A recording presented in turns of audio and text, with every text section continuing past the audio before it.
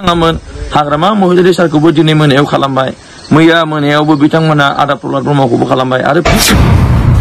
हायोबा नोंथांमोना चिफ मिनिस्टारनावहाय मोनसे रिक्वेस्ट खालाम एनडिबि आदामोनखौ जेलनिफ्राय बख' रन्जन दैमारि आदामोनखौ जेलनिफ्राय बख' दिनै एनडिबि आदामोननो मार्टियार एनडिबि आदामोननो एबसुनि एनडिबि आदामोननो नोंथांमोना हायोबा साख्रि सायाव मा बुंबावनो बिथाङा बिटिआर सुक्तिया मोजां नङा होननानैनो हाथियार लानानै हाग्रायाव खारफिनग्रा सासे व्यक्ति आरो बिथांनि दैदेननायावनो सासे जोहोलावा गावथारजाबावदों जिउ दान होनांदों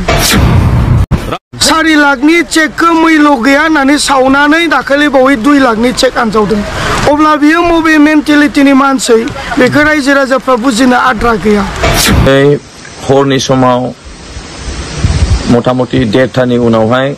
जोंनि बाथिपारा गामियावहाय जोंनि लामाजोंनो थांदोंमोन आंनि न' सेरजोंहाय 7टा गारि बिथांमोना फैनायनि उनावहाय 20 सेकेन्डबो लायाखै बिथांमोना जयैनो ओंखारनानैहाय जेबायदि अन्थाइ खुबैदों नोंथांमोना नायनो हागोन जोंनि गारियाहाय डेमेज जानायखौहाय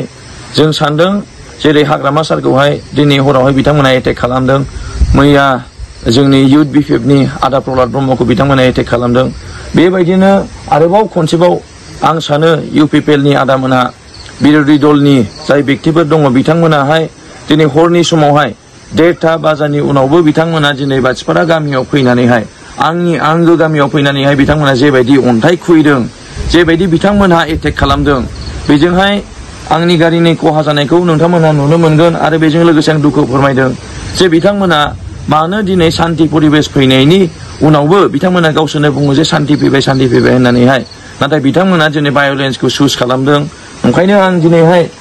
आंनि न'निफ्राय आं दिनैहाय दुखु फोरमायदों जे बिथांमोना बिदि खालामनो नाङामोन हाग्रामा महिलारि सारखौबो दिनै मोनायाव खालामबाय मैया मोनायावबो बिथांमोना आदा प्रहलाद ब्रह्मखौबो खालामबाय आरो फिन खेबसेबाव आरो बिथांमोना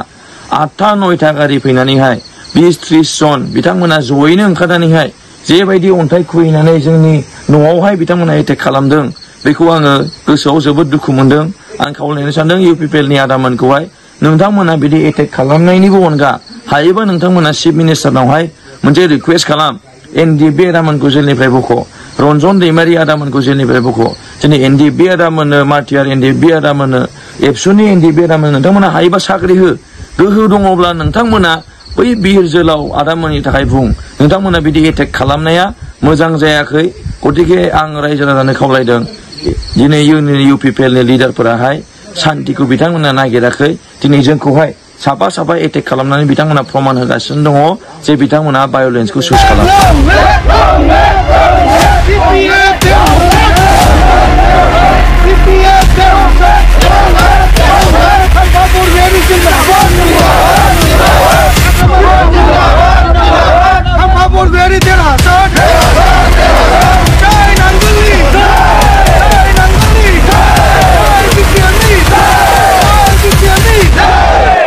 बुकुनि सायाव मा बुंबावनो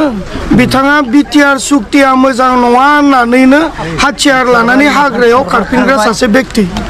आरो बिथांनि दैदेननायावनो सासे जोहोलावा गावथारजाबावदों जिउ दान होनांदों 4 लाखनि चेकखौ मैल' गैया होननानै सावनानै दाखालि बावै 2 लाखनि चेक आनजावदों अब्ला बियो मबे मेन्टेलिटिनि मानसि बेखौ रायजो राजाफ्रा बुजिनो आद्रा गैया दिनै रन्जन दैमारि सारा जेलाव दङ बिथांखौ नायहैनो बिथाङा सम गैया बिनिखाय बिनि बागै एसेबां बुंनांगौनिबो बाथ्रा गैया रायजो राजाया मोनथिखागौ रायजो राजाफ्रा क'क्राझार चिरां बाक्सानि गासै जाति जनगोष्ठी रायजो राजाफ्रा फैबाय थानाय 7 तारिखआव नांगोलनि सावगारियावनो भटखौ होना खाम्फा बरगयारि सारखौ देरहासार खालामगोन बेयो रोखा जाबाय मानो होननानै बुङोब्ला जोंनि हा हुनि खोथा दङ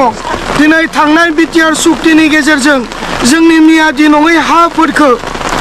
प्रमद बर'आ सरकारनो हरफिनदों जायनि थाखाय दिनैनि तारिखआव मियादि नङै हा थामहिनबा 160 हाफोरनि खाजोनाफोरखौ लाला जायनि थाखाय दिनै आसाम सरकार भारत सरकारा जोंनि मियादि नङै हाफोरखौ लानानै थांफिनदों बेनि थाखाय रायजोफ्रा दुखु मोननाय दङ जोङो आन्दोलन खालामनानै जिउ दान होनानै गोबां हुज्रि खावनानै मानसि थैनानै मोननाय हाखौबो प्रमोद बर'आ जे सरकारनो हरफिननो हायो बेखौ लानानै दिनै रायजो राजाफ्रा दुखु मोननाय दङ बिथांमोननि थाखा फैसाजों बायनो नागिरनायाबो बियो साक्सेसफुल जानाय नङा फैबाय थानाय 7 तारिखआव क'क्राझारनि बाखिन्दा एबा चिरां बाक्सानि बाखिन्दा गासैबो जाथि जनगोष्ठीया खाम्फा बरगयारी सारखौ देरहाहोनो थाखाय नांगोलनि सावगारियावनो भटखौ होगोन एबसुआ पलिटिक्स खालामनाया दिनैनि नङा गोलाव समनिफ्रायनो एबसुआ पलिटिक्सखौनो खालामबोबाय थादों आरो नैबे जोंनि ट्राइबेल कोटानि जिथुनाखि Kokrajhar seat ST reserve seat बे 10 बोसोर जोंनि ट्राइबेल रिजार्भेशननि सीटनिफ्राय जोंनि ट्राइबेल मानसिनि बन्चित जाबोनायनि दायनिगिरियाबो एबसुआनो बैखिनि समायाव एबसुनि आफादगिरिमोन प्रमोद बर'आ बिथाङा हिरा सरनियानिफ्राय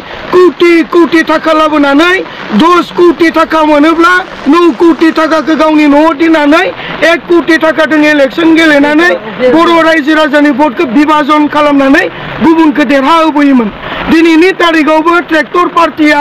नैबे क'क्राझार समस्तियाव देरहानो थाखाय इलेक्शन गेलेनो फैयाखै ट्राइबेलफोरनि बर' जातिनि भटखौ बोखावनानै सोरखौबा देरहानो नागिरनायखौसो जों नुदों बेनिखाय बुजिनो आद्रा गैया दिपेन बर'आ जेसेबांनो होज्रिखावा मानो दिपेन बर'नि भेलिडिटिया जोबखाबाय आरो बिथांनि दैदेननायाव जुदि एबसुआ थाबाय थायोब्ला जोंनि गथ'फ्रा फैबाय थानाय जेनेरेशननि एबसुनि गथ'फ्रा नष्ट जाजोबगोनखौ जों नुहुरदों बेनिखाय फैबाय थानाय समाव मोजां दैदेनगिरिखौ एबसुनि दैदेनगिरि बा दानि प्राइमारियाव थानाय बा डिस्ट्रिक्टआव थानाय बा आन्चलिकआव थानाय एबसुनि बिबानगिरि बिथांमोना मोजां दैदेनगिरिखौ फैबाय थानाय समाव सायख'नानै लानो थाखायसो आं खावलायगोन मानोना एबसु संगठन हिसाबै गाज्रि नङा मोजां नाथाय बिनि दैदेनगिरिफ्रा दिनै गाज्रि राजनितिकनि खैसाराव दिनै जातिखौ फानगासिनो दङ जोबथारनायाव मोनसे सोंथि दाखालि साननैसो सिगां बख'आ बिथाङा बुंदों बानस'आ दिनै जेबो जारिमिन गैयै जेबो दुखु दाहा मोनाखै जेबो दुखु खस्थ' खालामनो मोनाखै बेफोरबायदि बाथ्रा बुंनायखौ जों नुनो मोनदों बेनि सायाव नोंथाङा मा फोरमायो NDFBनि जारिमिनखौ हंग्रामाव एट प्रेजेन्ट थाबाल' बिनि जारिमिनखौ मोनथिगोन बे नङा जाया लिडारजों सिथाबनानै दुखु दाहा सैसोनानै सम हगारबोदों लिडारजों थाफाबोदों बेनो जारिमिनखौ मोनथियो दिनै बख' बिथाङाबो NDFBनि सोरजिजेननाय जारिमिनखौ मोनथिया बुंनो थाङोब्ला कारन गेजेर ससेनि NDFB बिनिखाय गोदान गोजाम बेखौ लाबाय थानानै बाथ्रा बुंनांगौ खोथा गैया जोंनि फाउन्डार चेयारमेनानो जेन NDFBखौ दाजेनग्रा बेक्तियानो जेन जेलाव दङ नैबेनि थाखायसो साननानै खामानि मावनो थाखाय आं बख' बिथांखौ खावलायो